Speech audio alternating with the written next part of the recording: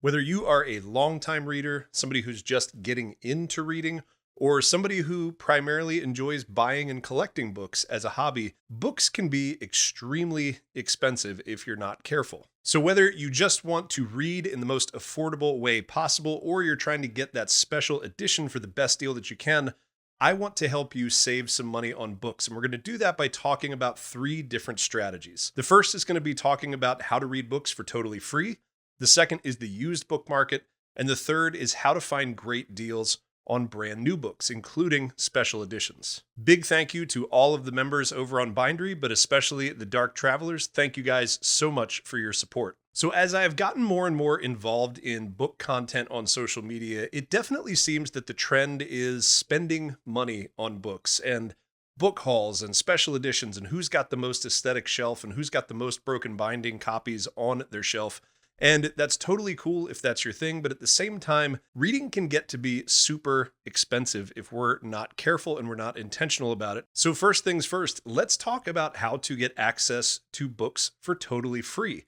Now, for me, the last time that I can remember being in a library prior to the last couple years here was back when I was in college and medical school. And I think for most of us, as we get older, for whatever reason, mentally, we shift from that mentality of needing a library to just going and buying books. And part of that is a lot of us utilize libraries in higher education just as research places, right? Places where we go to get the resources that we need to do research no matter what subject you're doing it on. And I think a lot of us don't often associate it with adult fiction, and so we just kind of forget that it exists. So libraries are an incredibly wonderful and important resource, and I would highly encourage you to check out your local library system. I know talking to folks on my Discord, there are a bunch of people who have great libraries near them who almost exclusively read from the library. Now, the complaint about the library often is that, well, they don't always have the books that I want. And what if I want to read a book right now? And that's absolutely true. Obviously, sometimes you go to the library,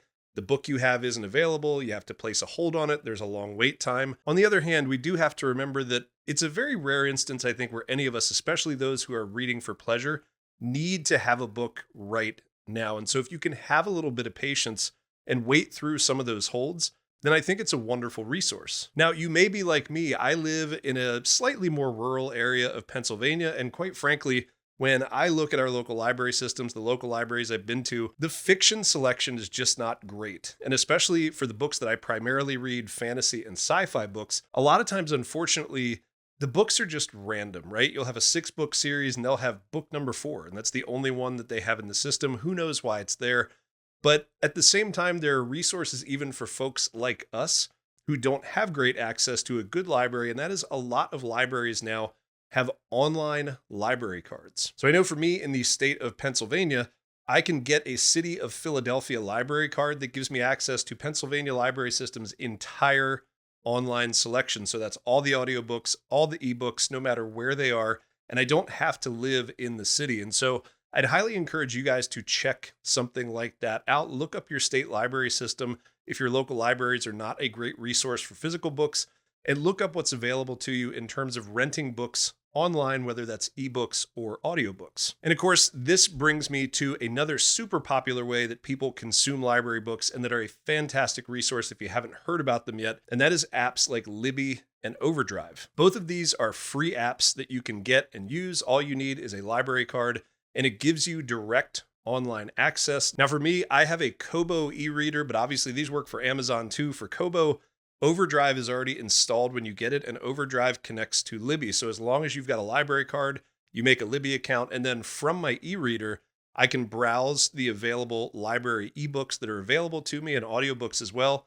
I can borrow them right on the spot and download them right there, quick and easy. I never have to leave my couch, and I download an ebook for totally free. And for those of you who may have concerns about really wanting to support authors, which is one of those things that I often hear and I totally get because I'm the same way, we want to buy books and we want to support authors, but just remember, libraries are supporting authors as well, because to stock those books, they have to purchase the library editions, which are usually a little bit tougher, a little bit better built to survive the abuse. I remember I had heard somewhere that most library books are built for like 40 to 50, somewhere in that range, rentals. And so these books are getting purchased. And if there's a book that you want that's not at your library system, you can actually request that they go out and buy it. And usually if they get enough requests, they will go and do that. So the library is definitely supporting authors as well. Now, totally understandable. Some people, for whatever reason, they like to have their own physical copies of books. And as you can probably tell, I am somebody who is a sucker for a physical book. I reread a lot of books, and so I like to have my favorite books at hand. But over time, again, buying brand new books all the time can be super expensive. And a lot of times we forget about the used book market. So let's talk about a couple different ways that you can access used books. Now, I know in my area, I have a couple really awesome used bookstores, and that's something to look for in your local area. Look and see if there are used bookshops. Now, used bookstores definitely take a little bit more work, right? You're not always going to be able to go directly in and just find the author, find the book. Obviously, from a new book standpoint, there's not always going to be brand new books there because people get the book, they don't sell it right away, they're reading it, they don't read it for a few months. So it may not be the best resource for new releases, and it may take a little bit of hunting, because one thing I have found is used bookstores sometimes can be a little bit disorganized. But to me, that's kind of part of the fun of it. I love going through, and it's just like going to a record store. Like, I get to go in there and like pick through the books and kind of find these hidden gems, and it just becomes a super fun thing. And then you're also supporting your local economy. You're getting a book at a discount price, and you can find some really great gems in there. Now, for those of you who are looking to shop for used books online, there are a ton of great resources for that. Obviously, you can do things like eBay and Craigslist, and there's all these different sort of individual reseller sites. My favorite site to use is a site called Pango Books, and I'll put a link down in the description. And I am actually a Pango Books ambassador. So Pango Books is a website that the people who made this built it so that anybody can get on there, make a profile, make a bookstore, and sell your used books. They make it super easy to upload them. And what I have been doing is actually buying all of the hardbacks for The Wheel of Time. I posted another video here on YouTube recently where I talked about being about halfway through The Wheel of Time. And I have loved these books and wanted to get these classic cover hardbacks for a while. So the last couple months, I've been using Pango to go on and find these. Now, obviously, like with anything, you have to vet the sellers. The sellers all get ratings. You can see, do they ship the books fast? Do the books actually come in the condition that they described? Are they responsive to communication? But once you vet the sellers, you can get some fantastic stuff. I mean, this is, again, a used book. The cover is near perfect. There's a little bit of wear kind of right up around the top here. But I mean, like, great pages. And I think I got this for like 10 or 12 bucks. When you go to buy these brand new, these books will sell for $30, $40 sometimes. And if you look at certain booksellers, so like I know Juniper Books sold a set of Wheel of Time's hardbacks with these special covers that in my mind are not quite as cool as these kind of older school covers. But I mean, those things were like $1,000 for a set of 14 books. In my mind, that's just nuts. And I just recently got the last 3. So I got 2 of the last 3 books and then New Spring in hardback. Those are both on the way. With some of the Pango bucks I had earned from affiliate links and from the Pango bucks that I had earned from selling books. So if you sell a book, you get Pango bucks that you can then use to buy other books. I wound up $20 out of pocket for 3 perfect condition used hardbacks. And so an option like that is fantastic. If you are interested in Pango at all, I've got a code that you can check out down in the description. When you use that code, if you're a first-time user at Pango, it is going to get you $5 off your first order of $10 or more. When you do that, it kicks back a couple bucks to me. Those are just Pango bucks, so they're dollars that I reinvest into buying books for all of this kind of social media book stuff that I make. Now, obviously, there are a bunch of other websites, so if you know of other great used book websites that you guys like, then please feel free to drop them down in the comments below. But of course, we can't talk about used books without talking about some of the pitfalls that you may encounter if you do try to buy used books. The first of those is you have to be really careful about the condition. And I would advise you guys not to purchase things that you don't see pictures of the entire book, things where there's like only one screenshot of just the cover, because sometimes people will sell books that have mold growing on them. There'll be books with water damage, and people will try to be a little nefarious with their picture taking and everything. So just be careful in what you're purchasing. Obviously, if you're purchasing in person, you can check out the condition of that book right then and there, and that's not a big deal. Now, the other thing that you really have to watch out for, obviously, are scams. And so there are definitely people who will pop into Facebook Marketplace and other forums and stuff like that and they will pretend that they're selling something. So don't ever send somebody money directly without using something like PayPal Goods and Services or going through a website directly like Pango. It's one of the reasons that I love Pango is that they back everything up. I had a seller that I bought one book from who it was a week, they hadn't shipped it yet. And without me saying anything, Pango got in touch with me and them and was like, hey, you need to get this book shipped out. What's going on? It wound up not shipping out the next couple of days. They automatically refunded me that money. So just make sure that you're not sending money privately to people for things that you haven't confirmed are real without having some sort of protection for that. And then obviously the last thing that I would just caution you against is the fact that especially when it comes to like special edition books, people are going to try to get one over on you. Now, a good example of this are the last few books that were printed from the Wheel of Time had this digital signature on them. This is not Robert Jordan's actual real life signature. He didn't sign this book. This book was published after he passed away. They printed a bunch of these with his digital signature on there. And I have seen people trying to sell copies of this book with the digital signature as signed books and selling them for like $200, which is just absolutely lying to people and trying to get one over on them. So if you are going to buy a special edition book or a signed book, just make sure that you do some research to make sure that you can confirm that that's actually what you're paying for. And then on top of that, always double check to make sure that you can't get a better deal elsewhere. And a great example is this book, The Bright Sword. So I got this from The Broken Binding. We'll talk more about that in a little bit. This sells regularly on The Broken Binding for $25. And I think even with shipping to the United States would be under $40 for this special edition of The Bright Sword. There's somebody who's been trying to sell it now on Pango for a little while. They've had it listed at $75. This same exact book, nothing different, nothing special about it, selling it for 3 times as much as it actually costs on the website that it came from. And so you just have to do a little bit more diligence when it comes to buying used books to make sure that people aren't pulling the wool over your eyes in any way. Now, you may be saying to yourself, I really like to buy new books. I like to own books. I like to have my own things that aren't used. And that's totally cool. Or maybe you like special editions.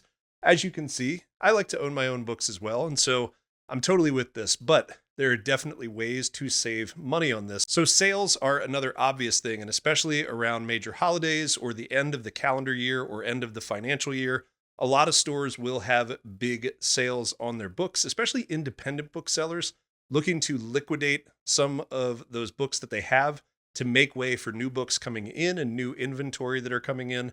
And so always being on the lookout for those. That is an especially good way for special editions, especially. So this copy of The Bright Sword by Lev Grossman, I got this from The Broken Binding, sprayed edges. It is signed. It is the regular normal special edition. I think this normally sells for like $25 or $30. Like I said before, I got this, I think, for $12. Awesome deal. And again, people are selling this in the used market for like $70. So the fact that I got this for less than some paperbacks, you can find great deals just with sales alone. The other sort of strategy and option is not to buy books when they first come out. Obviously, booksellers will buy a bunch of books for that new release day. They don't always get bought up. And I know especially when you go to Barnes & Noble and stuff like that, you will find a month or two later, those hardbacks of those brand new books are on sale for $3 off, $5 off. And that can add up over time. Another similar strategy to this is if you can, wait until it comes out on paperback. Paperbacks are always going to be cheaper than hardbacks. And so if you don't mind waiting a year until the paperback gets released, just wait for the paperback release. No skin off your back. You get it for cheaper. The other thing to look out for are booksellers and publishers who will sell books that are damaged at a discount. And they're often not what you and I would consider damaged, but what the seller considers damaged. So take this copy of Origins of the Wheel of Time. Again, I bought this from The Broken Binding. It was listed as a damaged copy. It's listed as damaged, and I don't even know if it comes across. There's just like a little line there across the bottom of this edge. That's it. And I got this for almost 50% off of the cost of it. So you can go to websites like The Broken Binding, where they actually have a whole section of books that they consider damaged. Sometimes authors will directly sell damaged copies that get sent back to them.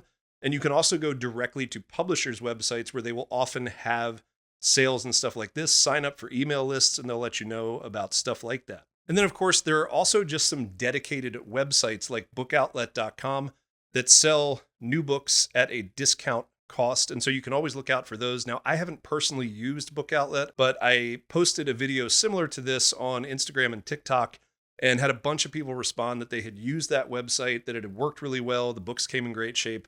So that all sounds good too. And then last but not least is to look at the membership options for major booksellers. So take Barnes & Noble. This is the one that I am familiar with.